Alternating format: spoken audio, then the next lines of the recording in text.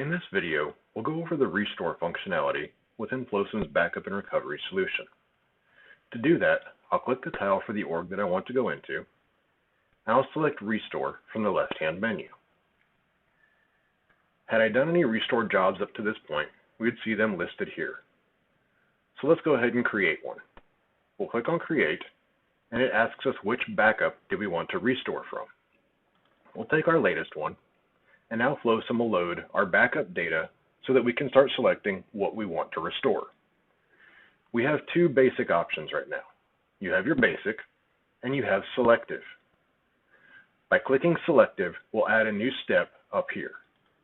It will allow us to select specifically which records we want to restore. So I'll go to my account object, and I will select all the fields that we have available, and I'll click Next to go to my selective records.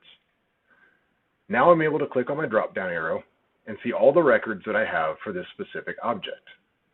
I can specific ones that I'd like to restore.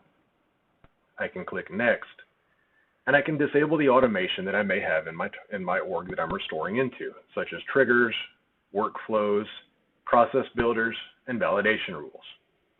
You can disable all of these for all of the objects, or you can disable specific ones on an object-by-object basis. Then you'll click Next, and you'll get a little bit of information about how much fields are going to be restored as part of this effort.